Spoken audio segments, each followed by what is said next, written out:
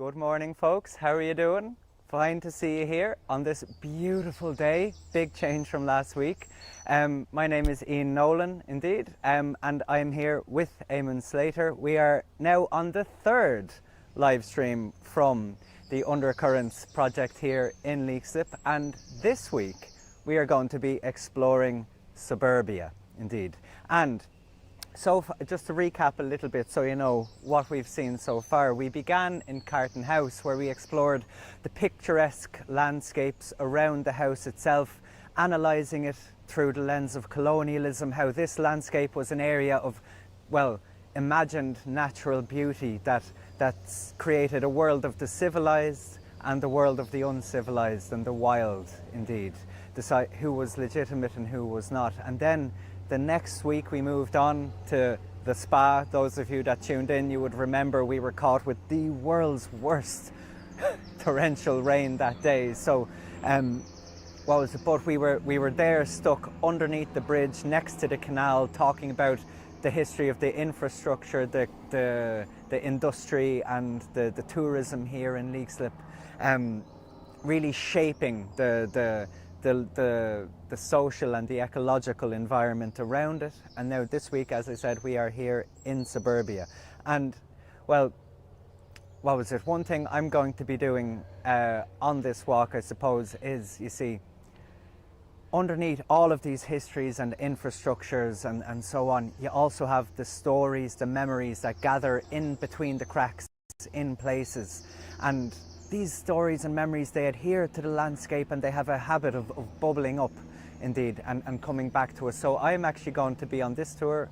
I'm going to be weaving in my own stories of my memories of Ryevale Lawns, where we are walking in suburban Leixlip, because this is where I grew up, indeed. And so as we're walking around, we're going to have the memories, the stories and so on, weaving in together with Eamon talking about, well, you'll find what Eamon is talking about when he gets going, indeed. So we're going to have the ebb and the flow here as we stroll around Ryevale Lawns. But now I'm going to hand you over to Eamon, who's going to kick things off, introducing you to Squirrelwood. This is an unusual place to begin an examination of suburbia in the middle of a wooded area. But why we brought you here is to help you imagine what it's like if society removed itself from Kildare, for instance, and we left it up to nature. This would end up looking like, or a version of this. And so to begin this analysis by looking at the trees, what we want to do is to suggest to you that the evolution of vegetation and ecosystems in Ireland is associated with a movement between continental Europe, Britain and Ireland. And according to Frank Mitchell and his analysis of the colonialisation of Ireland by vegetation, it's like a steeplechase. So in continental Europe, they have sort of like 1,500 species of wild plants. In the British mainland, they have 1,100, and in Ireland, they have 800. So it's been this sort of the steeplechase across land bridges that were formed way back thousands and thousands of years ago, just after the Great Ice Age. And so, first of all, you had moving into Ireland, you had grasses and scrubs, and later on trees. Except in one place quite near here, in the Midlands of Ireland, you had bog, and bog is a product of excess water with vegetation. But the rest of Ireland was covered in trees. And so in order to understand the organic trajectory of vegetation in Ireland, you have to begin within the forest, because this would be what it would naturally go back to if we withdrew society from Ireland. So this is why we're here. And so this particular forest is not a remnant of primeval forest. There's only one small section of Ireland in Glen of the Downs, which still has the bearers of those trees that were here, what, 7,000 or 8,000 years ago. And so what we have here is a product of trees that were later developed associated with the landed estates. But there are lessons that we can learn here, and particularly with regard to biodiversity. And when we look here at the particular vegetation here, it's full, quite obviously, of trees, but there's also what's called the understory here, and these are bushes and plants that are grown up underneath the trees, and this is called the upper story. And this is absolutely crucial aspect to the development of the forest itself, because that's the vast reservoir of food within the forested landscape. Because what happens is, when the understory vegetation dies off and falls onto the earth, the worms and microbes come up and absorb those decaying leaves back into the ground to recycle the nutrients for the growth of the trees. And so this is absolutely crucial to understand, because this is the essence of biodiversity. And one of the aspects of biodiversity, which we're going to concentrate more and more as we move through today and into the to next week, is biodiversity is absolutely crucial for the maintenance of life on Earth, with regard to actually not the trees, not the plants, but the soil, the sort of hidden dynamic nature of nature itself. However, it's not easy to maintain the upper story. And if you just, there's a imagery here now that we'd like to pull up, because the greatest problem with maintaining a good upper story is to restrict the input of grazers like livestock, but particularly deer. And deer are an absolute menace now to the forests of Ireland. They're overproducing themselves. There are no predators like there is. The last wolf, I think, died in Ireland at the end of the 18th century in County Carlow. And so the deer have no way of keeping their population down, so they're overgrazing, and particularly in forest areas. And as you can see, there's a tremendous difference there between in the representation. On one side you have it where the vegetation is cleared out by the grazing deer, and on the other, where the deer is restricted and not allowed in, you get the development of the upper story. Okay. And we also have, thanks to a particular gentleman, Dalton, on the Beara Peninsula in West Cork, we have a really good example of how to be able to restore the temperate rainforests of Ireland, where this particular gentleman, I think he inherited a farm of 30 acres, or bought a 30-acre farm, which was just a grazing farm in a very rocky location out near Allihies on the Beara Peninsula. And all he did was to cordon it off, restrict the access of deer or badgers or goats or whatever, and just leave it. Well, what has happened there, it has been nearly miraculous.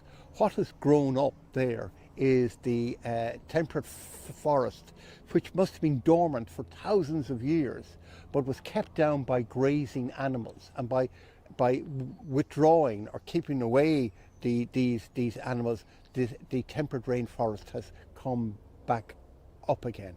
And so, in Ireland, because, and it's interesting, it's called a temperate rainforest. It rains all the time, and that means that we have a tremendous propensity to grow. plants, particularly trees and deciduous trees. So what we're going to be looking at now later on is this ability to grow plants. And in suburbia there are trees, but there's more ornamental plants, which brings back into the picturesque that we've already discussed. Okay, so we begin with trees. We're going to end with trees today, but in the meanwhile we're going to walk into suburbia and we're going to analyse it from an environmental point of view. Okay, so shall we walk down? Just to describe where we're going to walk from this place is known as Squirrel's Wood.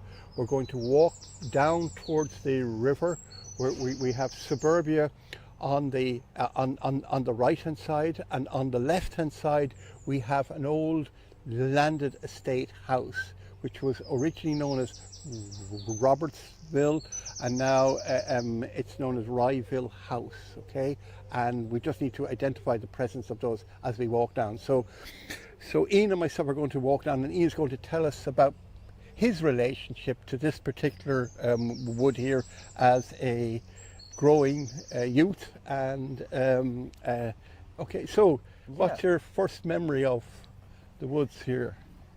My first memory of the woods, indeed. Actually, as far as I remember, coming here with my mum when I was a very small child, still in play school, I think maybe 5 years old, something like that. And we were actually collecting leaves from the forest because we were going to make a collage of the forest. That was the idea: collect leaves from squirrel wood and then make a little collage of squirrel wood.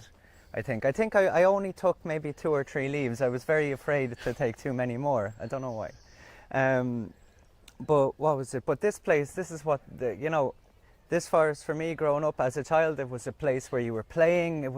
It didn't always look like this. Now the ground is very, very bushy and overgrown, as we saw in the background just there. But back when I was a child, there was paths, you could run around. There was a lot of open space on the ground floor of the forest. And it was a place that we used to like to play when we were children. As teenagers, when the bushes started to grow more, then we started to hang out there. It was a good place for hiding and doing naughty things. But then later on, also, it was a place where my dog liked to come. She'd be chasing birds and squirrels around the place and so on. So there's all of these memories kind of collecting up there. But one that really sticks out was when it snowed in 2011. Because in 2011, there was incredibly heavy snow, and that forest, it went completely, it froze, literally, like with the snow. But also, it was like time stood still. We all know this feeling if you're familiar with snow, and when it falls, everything seems to be just that little bit more still. And I remember walking through the forest at night with my dad. Indeed, we were walking our dog. And we were walking through that forest, and he pointed out to us, he just stopped and he said, "Do you hear that?" And we were listening, and all I could hear in the distance was the sound of the motorway way outside of the village.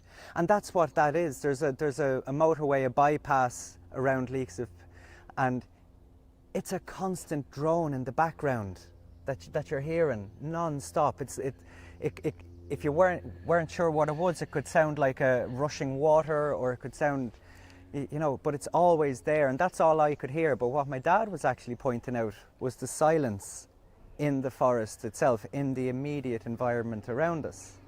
And I always wondered why I couldn't actually meet my father in that silence, and what is it that gathers in the silence and in these gaps that we find and that emerge in different places. So what is it that gathers in these gaps, in that silence, and what potential is brewing there, so to speak? What is the next word, the next thing that is going to emerge from that gap, is what I was always thinking about in that forest.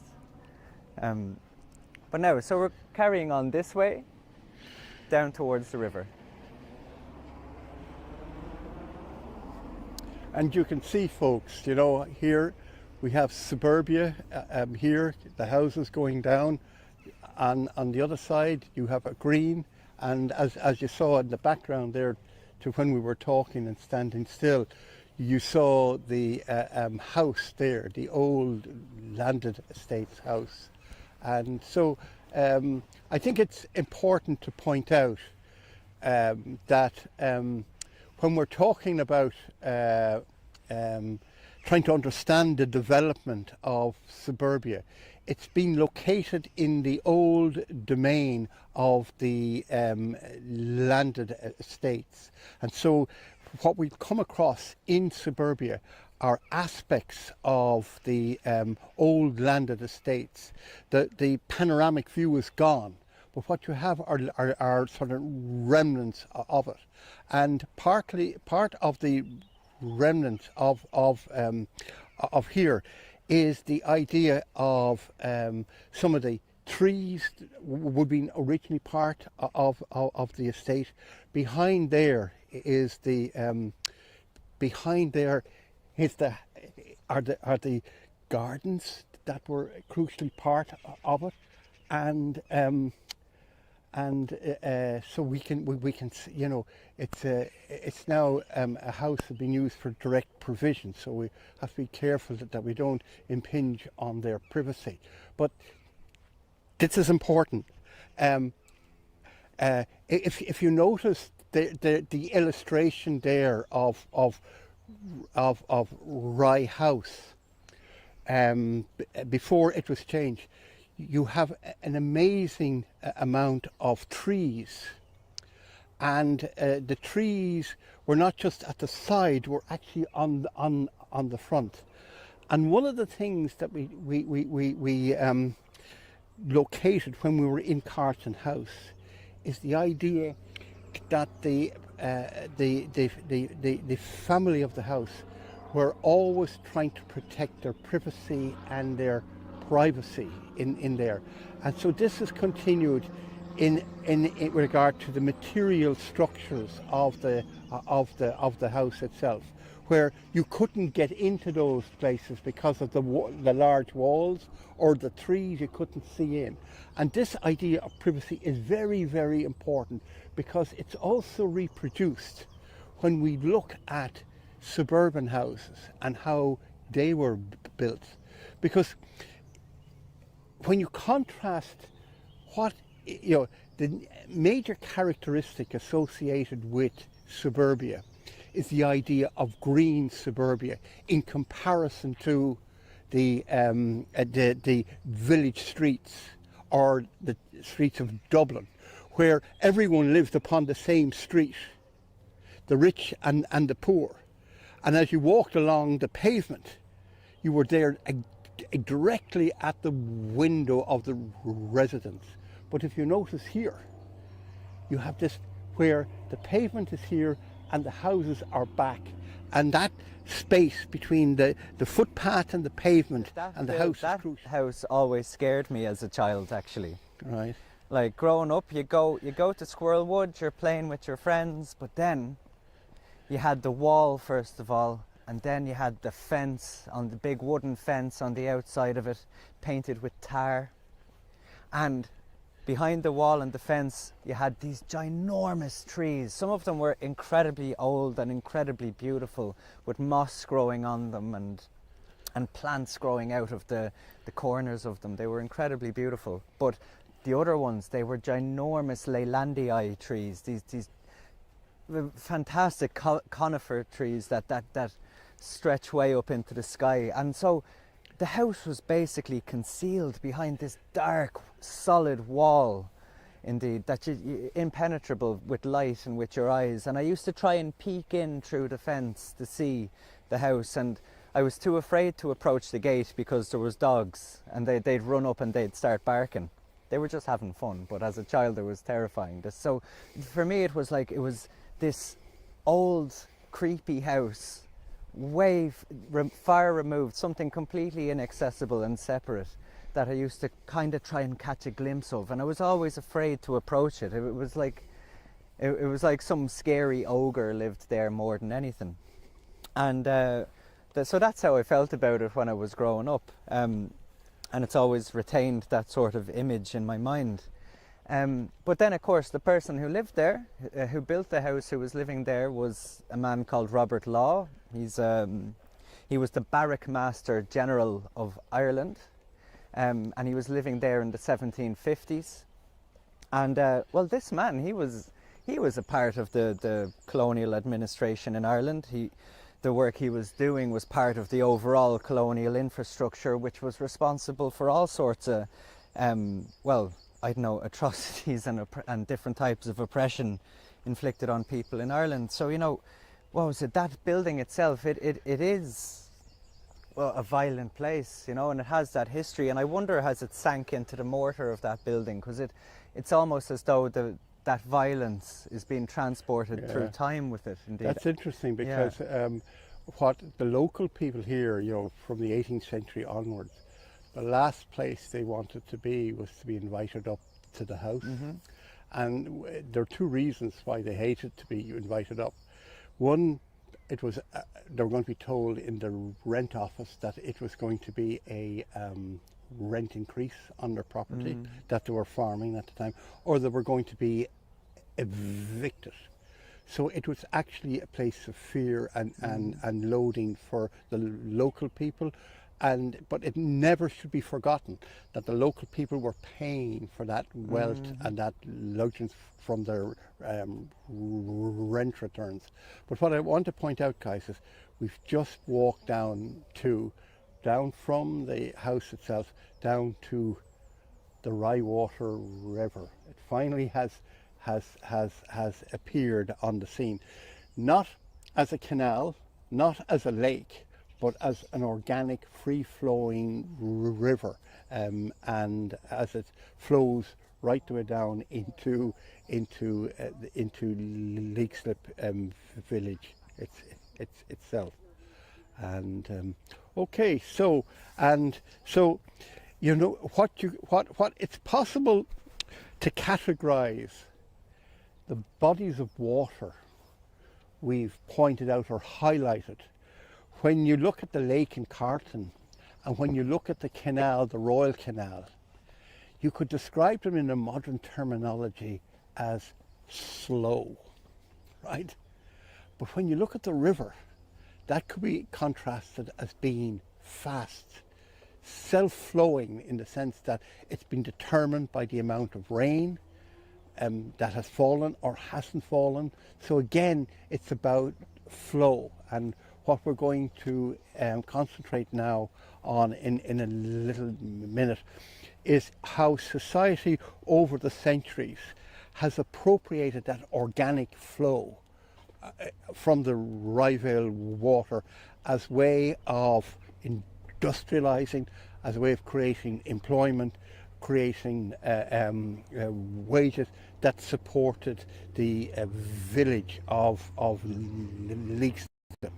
And one of the most extraordinary features of that very, very short river is the amount of industrialization that has taken place along it, going back nearly to the 17th century, right the way up to contemporary society nowadays, and how it's been instrumental in providing number of features and aspects that has allowed industrialization to develop here in Ireland. So it's a really microcosm of what has happened to the country with regard to its relationship to industrialization and employment. And as we keep saying, if Scotty from Star Trek could beam us back to about the end of the 18th century, and we were trying to get a night's sleep, about 20 to 6 in the morning,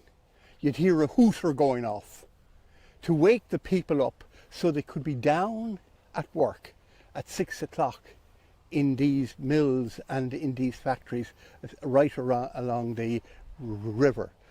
And they worked from 6 o'clock in the morning to 6 o'clock in the evening, Monday to Friday. They had a half an hour break for breakfast, 3/4 of an hour's break for lunch, and then they were off home at 6 o'clock. Men, women and children. And they worked, and even on Saturday, they worked 6 o'clock in the morning to 2 o'clock and had a half day and like that. So, and a lot of what was determined about their work practices were very much formed around the relationship between these industries and the Ryevale River, and that power of the river to flow, and the power that they were able to appropriate. And in present day, it's associated here with suburbia there. You just come out of the road right the way down, and then you have this beautiful river. And I'm sure, knowing Ian, that he has a number of stories to say about his relationship to the river. And I was thinking, suspicion, he spent quite a bit of his youth not only around it but actually in it. Yeah. Yeah, there isn't a child that grew up in Leixlip that doesn't know what Wheels disease is, because yes, the rivers are a major feature of our growing up here in the area. And yeah, I don't know, we used to always play along the banks of the river. Sometimes we would try to make little boats and sail on it. Sometimes you'd jump into it, which maybe isn't a good idea for many reasons. But one of the most distinctive things I remember about this river is the fact that it kept flooding as well. Now, there was only 2 big floods in my lifetime. One was in 1993, which I don't remember. And then the other one was in 2002, which I do remember. And actually, if we look out here, in 2002, when the rains came, all of that field that we've just walked through, that was completely flooded with water, as was the village down on the main street. And people couldn't get through the village. You had to have a kayak to get to school. And indeed, after the flooding, they built this overflow canal here to try and regulate that flow of the water. But there's something about the flooding. You see, there's an author from the US. Her name is Toni Morrison. She passed away a couple of years ago. But she was trying to describe what it means to be an author, and what she was saying was, she used the Mississippi River as an analogy for this. She said, the Mississippi River itself, it has been diverted a number of times to clear space for roads, for development. Where I used to run, this is where the XY happened, and so on. And she said the flood is the inspiration that comes from this. And I think it's pretty much the same for people. If you go to the pub here and you listen, people are telling each other stories, they're sharing memories, connecting dots as well. And that's what people do. They talk, they share stories, they share memories, they make connections, and the energy that comes from this, the inspiration that comes from it, that is the flood. Indeed, and the creativity and imagination that comes from that is part of the flood. And yeah, there's always an attempt to regulate that flow and that meeting of energies that produces the flood. But it's something that really comes to my mind when I think about this river here. Indeed. Are we going to head on away? No, we're just to see if we can get a shot here of the river. Yes, without the sound, of it, unfortunately. Well, folks, here is we're on Distillery Bridge, which indicates that there was a distillery here, and that's a remnant of the building there on the side. And as Ian was telling you about the flooding here in 2002, they then put up those flood walls there on that side, and this particular overflow here just down below us here as a way of coping with the flooding. And so I think it indicates the importance of the power of the river, although it has been appropriated by industries, and the type of industries that appropriated that moving power, organic power, would have been iron, would have been a cloth calico factory, there would have been a corn mills, there would have been, other mills associated with the power. The problem is you have great difficulty in the consistency of the power. It varies, as I said to you, according to rainfall. And with regard to the distillery here, there's they had a contradictory relationship to the river itself.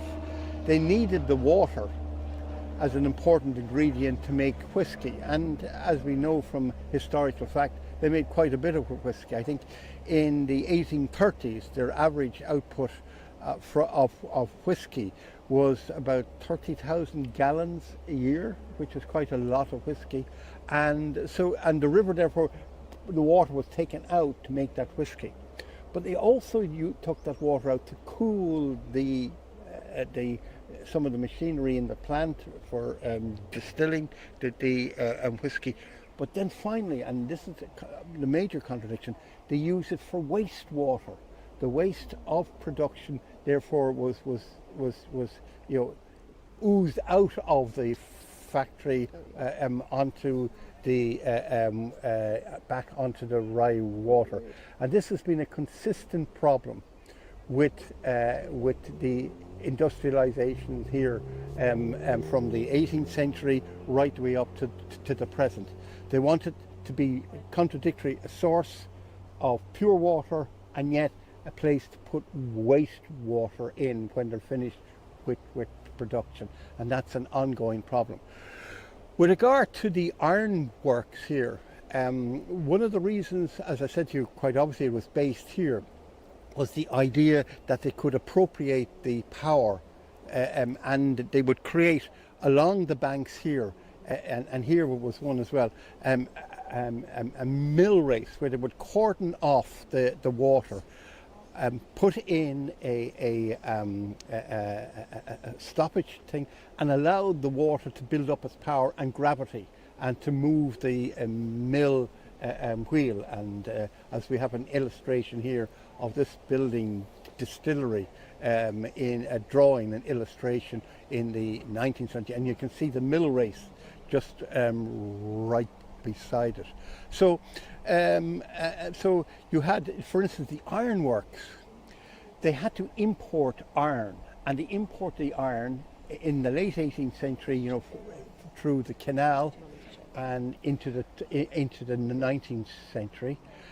But prior to the adoption of coal as their major source of energy, they used to use charcoal, and charcoal was got from burnt wood, and so the iron was being shipped in from abroad up the canal, brought here, and they were using the power of the water. But also in processing the iron, they used charcoal, and charcoal is from burnt wood. And in a survey in 1764, 25% of the wooded area of Kildare was located here around Leixlip. So they used particularly ash and other wood to make the charcoal. Later on, the charcoal then was overtaken by coal as the major form of energy in iron making. But by that stage, most of the natural woods had been denuded from the landscape of Ireland, and the large oak trees that were growing were sort of sold off to the British Navy to build their ships, and I think the Houses of Parliament in Westminster. But the other types of wood, particularly ash and hazel, would have been used to make charcoal burning. But charcoal burning then was instrumental as an enterprise in getting rid of the last major primeval forests of Ireland. And the only place that were left with the trees were in the hedgerows in the east of Ireland, or in the big houses for ornamental reasons like Carlton or Castletown, or even in Ryevale House there. Okay, so Right, so we're sort of moving away. Now, the 20th century history of industrialization was in itself well worth making a comment on, because, first of all, suburbia began here about 1969, and it's strongly associated with the introduction of industries here, particularly Irish meat packers came in here, and they were manufacturing beef and beef products. And so the cattle, the main ingredient, would either come in on the trains, or they would be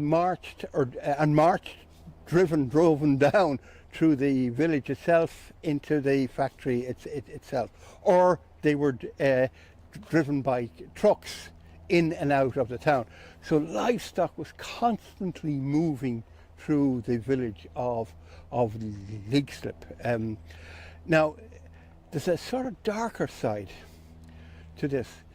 The Irish meat packers needed incredible amount of water for the processing of their meat, and so that's why they were based upon the river itself, could extract that water like the industries of the 18th and the 19th century. But unfortunately, they also had an incredible large amount of wastewater, seemingly associated with the accumulation of fat in the factory itself, and they had their own processing of the water, the waste water. But how efficient it was, we don't know really. People tell us, local people tell us, the smell that came from the factory and all around it was quite obnoxious.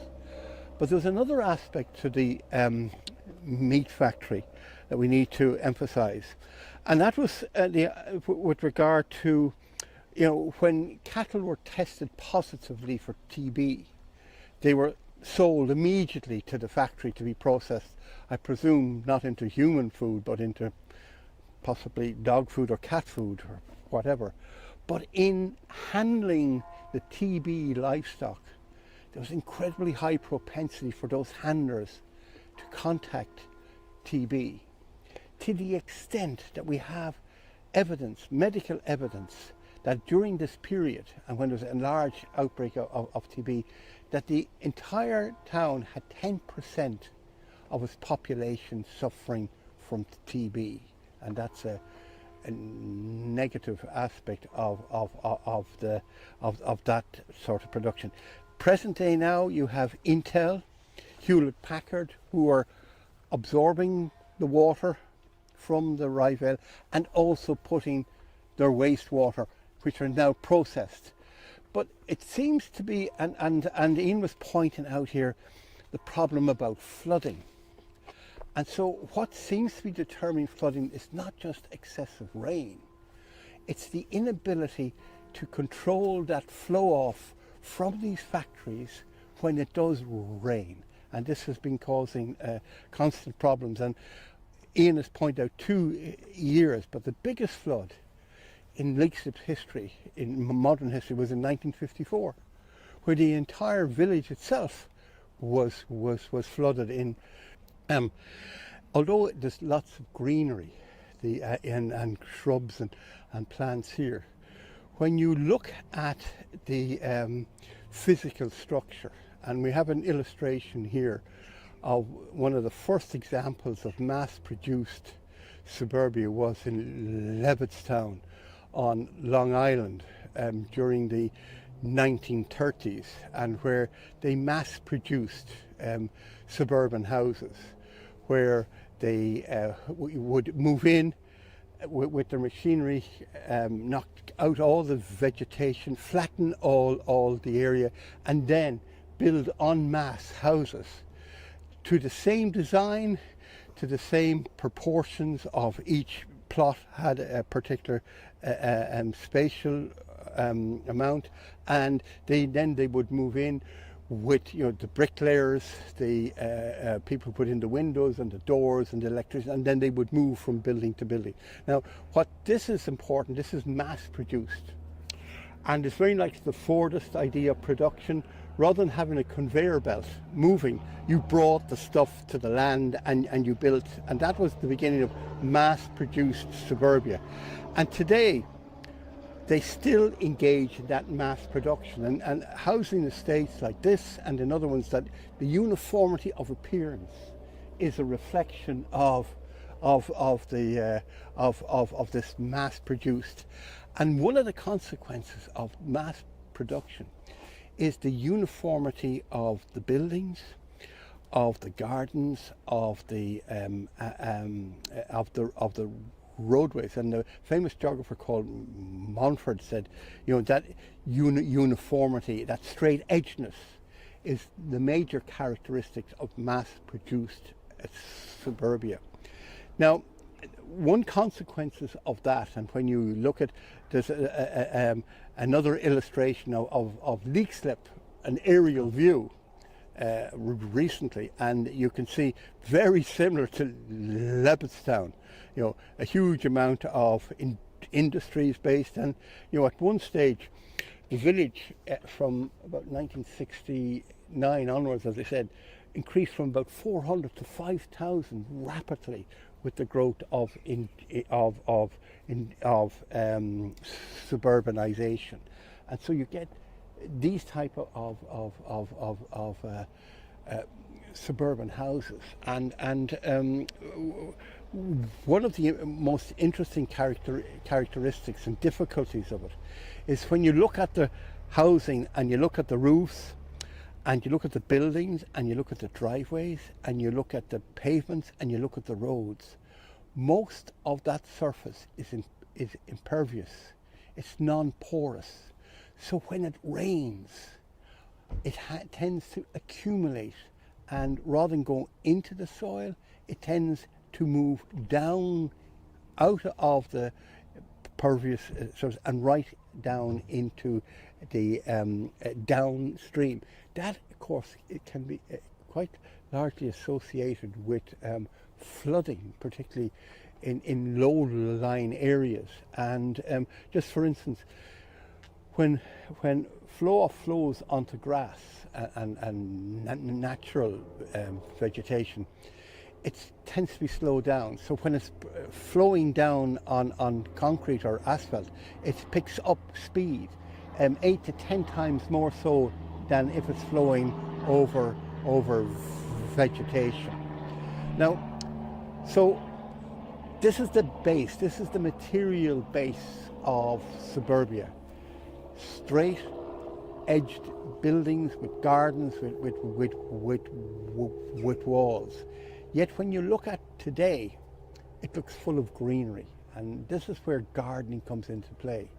People were growing plants for a number of different reasons, but one reason was to counteract the straight edgeness. So a plant normally it curves up and grows out. So people were putting plants into pots, they were putting plants in parts of their garden to break the straight edgeness of it. And so that's one of the examples of plants being used. But what is interesting is that this is another example of the an ornamental use of plants. Rather than seeing them as part of the ecosystem, they're seen as being sort of, objects of aesthetic dimension.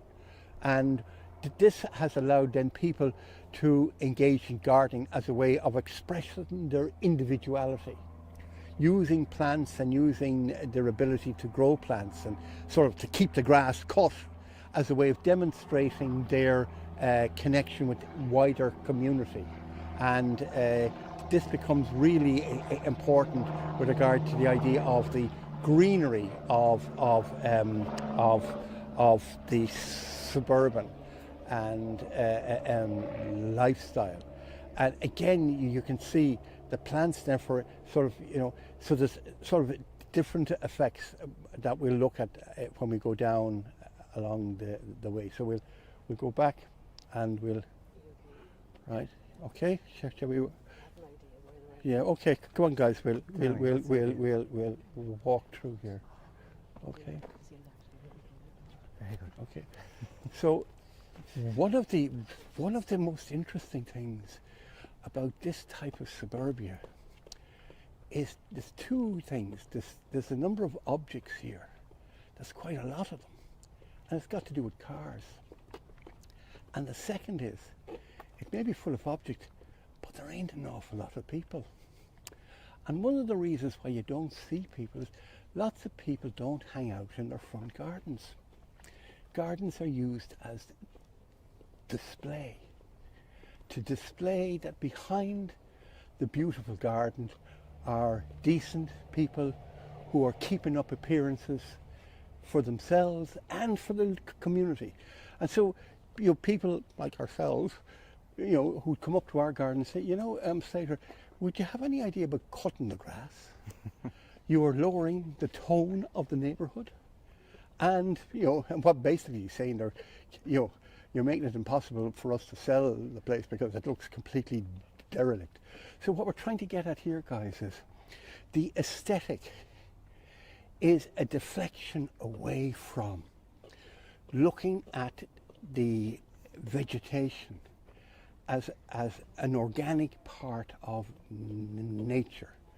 By just looking at the surface and reveling in its beauty, we fail to connect to seeing how that vegetation is part of the great dance of life. And so what we're trying to do is trying to move away from the picturesque. And these gardens here would be used as an example of diluted picturesque. Get rid of the water, the plants and the grass and all of that, and you have a watered down picturesque. But the other objects, rather than the aesthetic objects of the garden, are the cars. Because this form of industrial, or this form of suburbanization, is car dependent. And what that means, people drive in and drive out. Most of their social activity is associated with car. They don't walk to the shops. They don't do their shopping. And some of the surveys that the Department of Sociology and Maynooth have done is in this new form of car-dependent suburbanization, kids don't even walk to school anymore. They go in cars. And I think the figures were 48% went prior to sort of, you know, car-dependent or auto suburbanization, and now it's less than 28%. So most movement in and out of suburbia is determined by car and the parking lot. So people go in and out of their driveway. They're not out on the pavement talking or meeting or engaging with people. So you're cocooned away. And this is not just an Irish feature, though we have, since the last 10 years, we've moved from a rural, 50% rural, into over 50% living in suburbia, right? And that's one of the major characteristic changes that happened during the Celtic Tiger, was how people moved from a rural existence, and, you know, like ourselves, we were you know, most people that live here had country origins. And you know, lived. So the car therefore becomes the sort of the mode not only of transportation, but you could nearly argue, and sociologists have argued, it becomes a way of inhabiting the environment. You're cocooned away when you move through that environment nearly exclusively in a car. You know, so we discovered when people were doing shopping, they only shopped where they could park the car. So they went to shopping malls rather than to local shops. And the next day, we'll see the consequences of that. Main Street, Leixlip, is nearly closed down. The only thing missing is the tumbleweed during the winter time. And the reasons for that is, if you can't park your car, you can't shop under those conditions. So it has a major consequence. And So it's not just here in Ireland, it's a global. And there's a famous book called Bowling Alone and by Putnam. And he argues that because we mediate our engagement with society through the car, we are no longer engaging with each other. So there's been a massive decline in community engagement, and people like here live in, you know, what they call dormer estates, where they go out in the morning, they don't even have breakfast at home. They have it on the road. They call into a service station, buy their coffee. Their cars are designed for their drinking and their eating, and then they go back into town, into their jobs or into the industrial estate. Then at night they come back, pick up the children that they dropped up to childcare, have dinner, go to bed, and they're back out again. So this is a sort of, you know, a new way of living, and suburbia is very much part of that. It's the materialization of that type of lifestyle, and there is tremendous difficulties in getting away from it, because if you try to increase public transportation has great difficulty, because there's not enough population here to service a bus, right? So that's, you know, a problem with planning. So we're walking down here into through suburbia, and you can see people there cutting their grass and being good, upstanding constituents, and you can see here we're the almost difference. a golf course now. Always Take a look at this. back Just to admire it. Yes.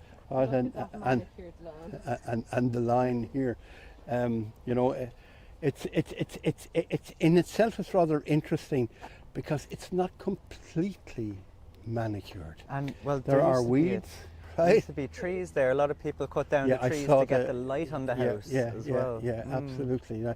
So we're heading towards Ian's house, and we're just going to stand in front of that with kind permission of his Kind mother, permission from me mother. right? Indeed. To examine her garden and point out some of the features. Yes. And you know, you can see coming down here, it's looking absolutely stunning with regard to colour and flowers on both sides. You know.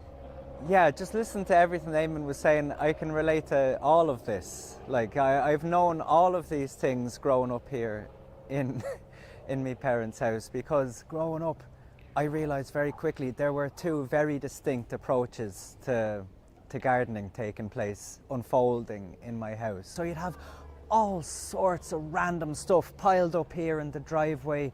In the back garden itself took a life unto its own, indeed. So there was this wild, chaotic, messy, dirty style of gardening, in contrast with the more aesthetic type, and it caused a lot of ructions, a lot of difficulties, the two aesthetic worlds colliding in the house. But then as well, there were also difficulties with the neighbours. Just like Eamon said, there would be the odd comment thrown here and there, like, you know, to me dad, Pat, you know, would you not think of taking that stuff away? Would you not think of getting rid of this? And so on. And it seemed that a lot of it actually came down to the property line, literally, like this line right here. We have the public space here, owned by the council, and then you have, where I'm standing, the private space owned by us, so to speak. And that seemed to be it. And anything that transgressed that line would have been a source of, was the grounds for a potential conflict, you know. And we can be talking here about plants. You can be talking about the sunlight. If your tree in your garden is blocking the sunlight from someone else, this can become an issue. Indeed, so there was a lot of that conflict about the property line and the transgression of crossing that line, which to me made no sense as well growing up, because, as we know on this street particularly, everything flows downhill, including the sewage. And so if the house down here got blocked, you would be feeling the effects all the way back up the top of the road, indeed. And so the sewage was was moving across these property lines and transgressing it, and then the weeds themselves, of course, moving across it as well.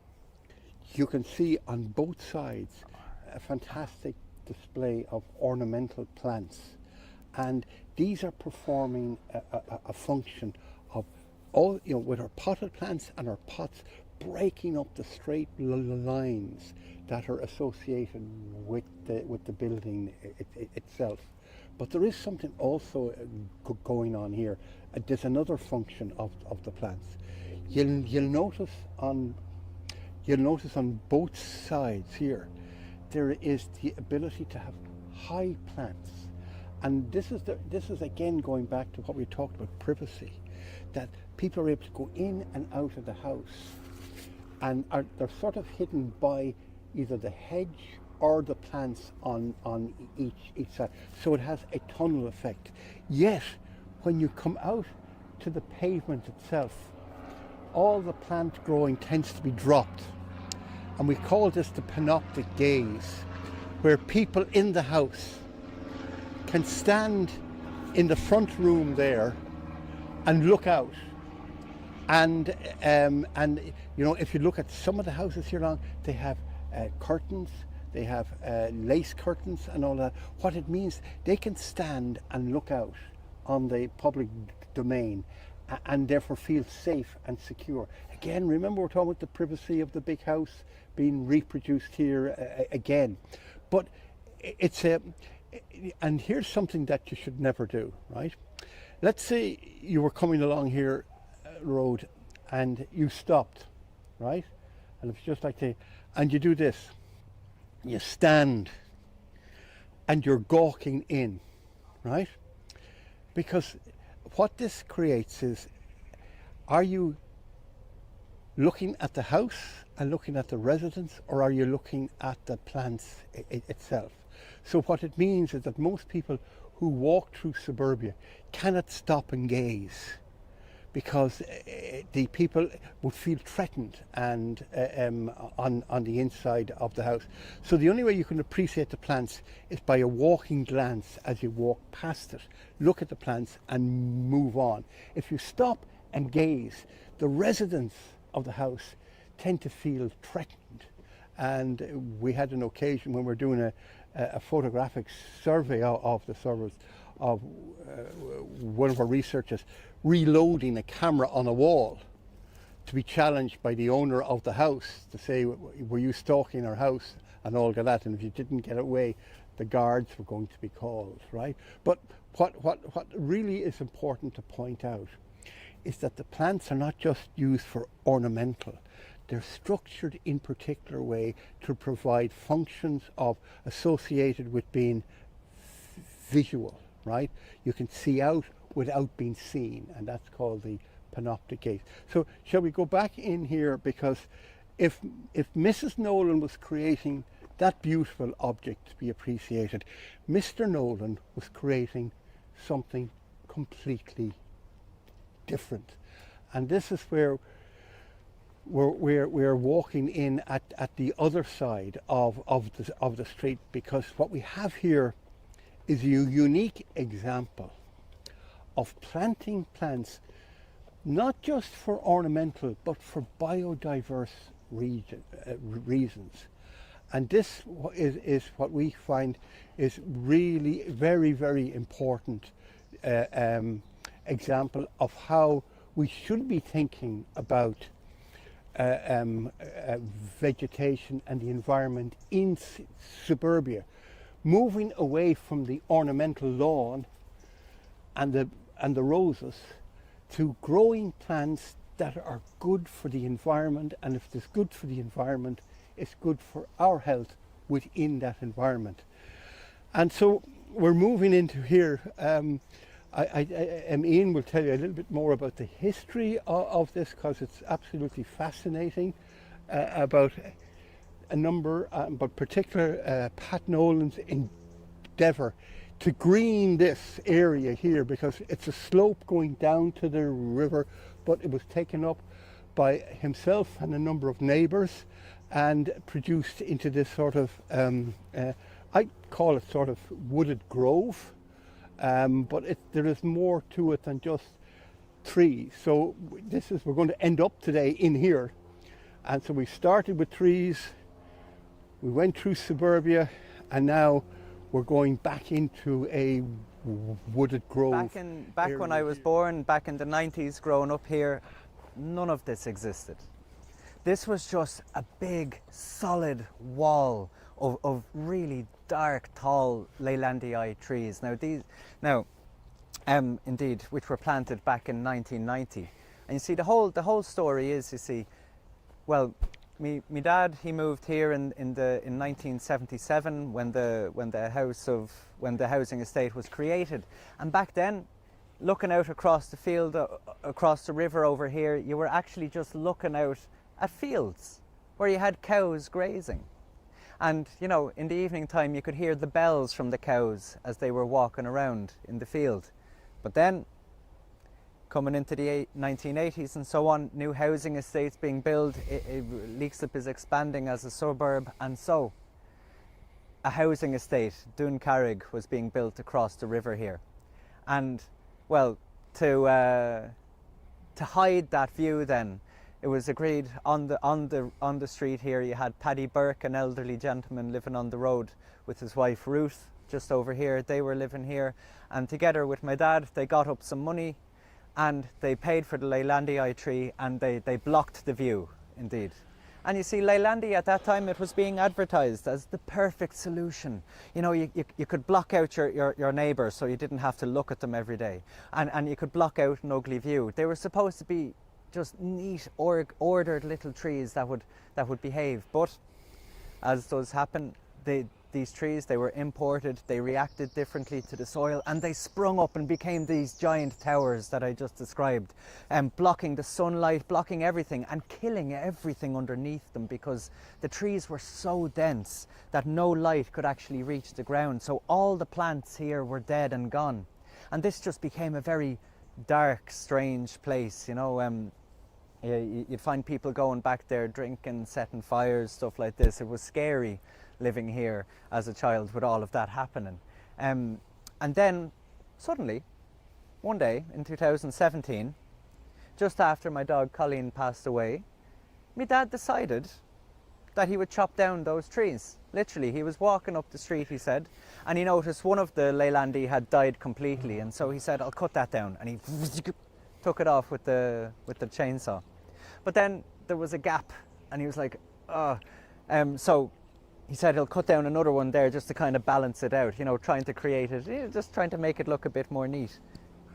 And then that tree actually landed on the next tree, and then he said, feck it. So he just started chopping them down, one after the other. I think he took out 19 in total. People thought that he'd gone absolutely insane. The police were called, but luckily he'd gotten permission off of the council before he did this. So it was all good, but then we ended up, well, with this. So I'm going to pull up a picture here of the garden, of this area as it looked after my dad was done chopping it down. Now, as you might be able to see, it was in absolute pieces, indeed. You had just all bits of stumps and debris, branches, things scattered around on the ground here, completely barren wasteland of dead trees. And so my dad, he didn't know what to do. He started gathering up the stumps and the branches, putting them to the side, thinking like, what is he going to do? Is he going to sell them? Is he going to give them away? Are people going to take them? Or are they going to set fire to it? But then he started to organize them, indeed, because what he noticed was plants had started to grow because there was light again coming and the rain could get down into the soil, and so plants started to reappear. So we started to make these little walls with the tree stumps and the branches. Kind of there you can see in the image, it looks like land art or something. And he started to make little flower beds and paths, and he started to allow the plants to grow. And what he wasn't doing was he wasn't landscaping. He wasn't trying to create a beautiful environment. And I'm really glad that Eamon used the phrase like, what was it, the dance of life or something like that, because what my dad was doing was essentially a form of improvisational dance. You know, he was responding to the movements of the plants. So he was saying like, okay, you're moving this way, I'm going to move like this, and then the plants would respond. They might nudge him back, and so he'd move another way. And so you had this constant kind of like negotiation, like of the different intentions from the two parties unfolding in conversation with each other in time. And so it became this total improvised sort of like creative process. And what suddenly happened then was life started to return to this area. You had plants growing up, trees spreading out, indeed, where before they had been completely dead on one side. And then you had the birds coming back, the insects, you had hedgehogs, squirrels, foxes, all of these different creatures coming back in here. And then you had people hanging out with their children, you had schools coming down. You know, it became a really vibrant place. And indeed, what happened then as well, then it became the Ryevale Anniversary Garden for the Residents Association, who put up these little signs and so on and stuff like this. It became a location on Pokemon Go. It really put the flower boxes from Intel to shame. But you know, this really sincere sort of literally grassroots sort of project that unfolded. And in fact, it wasn't just my dad involved in this. He did work on it every day, and incredible labour and time put into it, and love and so on. But there was a lot of other things involved as well. Plants that were donated from the neighbours. There was Terry Emerson, who came in here, our next door neighbour. He would come in here. He gave fruit trees, really beautiful roses as well, and even to this day he's coming here trimming the edges, just maintaining it as well. You know, so it's moved on to Terry there as well. And then of course you have Netta, who's also helping out with this. And then what else do you have? Yeah, then you have other people who I don't even know who they are. They're coming in here putting up little signs about fairies, because this area got a reputation for fairies all of a sudden, these characters from the Irish folklore that have embedded in the landscape. And we can start walking through as I'm talking about this. You'll see the little signs people have put up about the fairies, and little objects people are hanging here. You also have sculptures being made and so on. So there's artworks being created here, and people getting involved. And then as well on top of that, you have other people as well. There's Dennis McCarthy, I need to give a shout out to, who comes here and does the wood chip on the ground as well. Great support to me dad. And then also big shout out to Owen Hickey as well. These are people I feel that I want to mention here.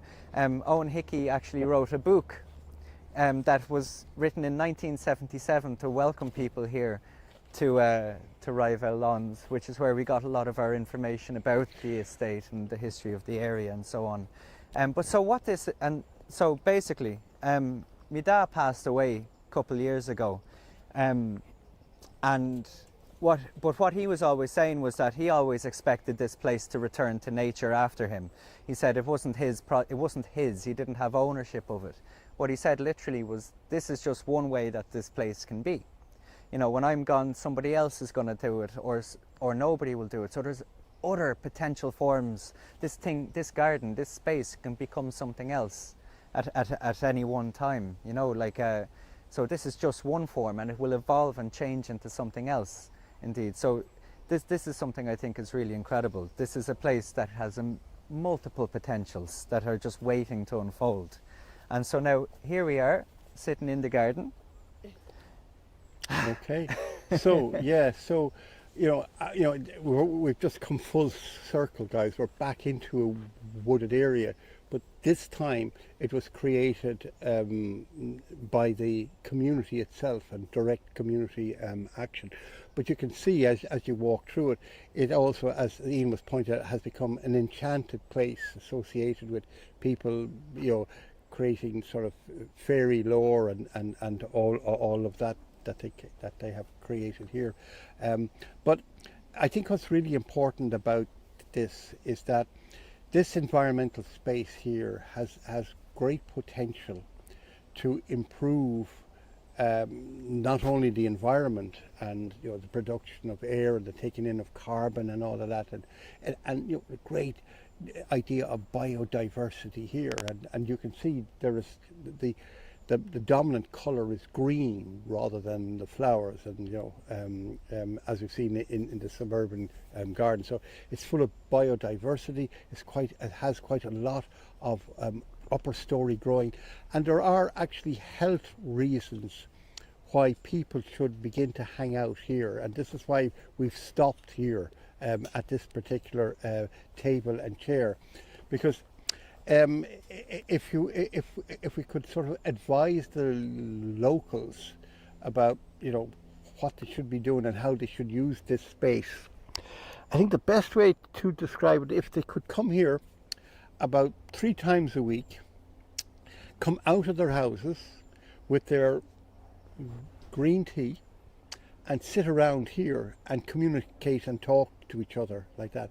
But while they're doing that here, they're absorbing positive aspects and features from the landscape. Not just the dappled light and birds singing, but also there's physical aspects to it here. And one feature of being in a forest that science has discovered is this notion of forest bathing, where it comes out of Japan, and people in Japan have noticed that if you spend an amount of time in deciduous forest walking through it, it tends to improve your overall health. Well, a number of scientists decided to take up this and to see, from this indigenous knowledge, was there a scientific background to it. So they had a survey, and they got a group of women from the ages of 18 to 24 that were to go into a forest twice a week for about 30 to 40 minutes and pass through it. Now, it was a deciduous forest. So they were able to measure them, and how they measured them was they measured the bacterial content of their intestines, right? And before and after. And what they discovered after about 6 weeks, there was a considerable improvement in the intestinal microbiome of these individuals. And this was an indication that not only were the microbiome changing, but that was impacting on their overall health. And there are a number of people, scientists are working to the world now about looking at our intestines as the last great organ of the body, and the connection between the sort of brain gut. And they've noticed, for instance, that when you're exposed to this type of environment, depression tends to be lowered considerably. And so there is a suggestion, and a serious suggestion among academics, about when we come to urban planning, rather than creating sort of gardens that are beautiful, we should be creating gardens that are like this, full of microbiome and greenery and soil and trees and all of that. And the reasons why, and other scientists have done research, what is happening here? Well, what it seems to be happening is that there is within the trees and the plants and the soil microbiomes. And if you could pick up a handful of soil, this is more, well, it is alive with living organisms. There's about 1 million of them there, and they look like it's dead, it's just full of contents, but it's actually there alive.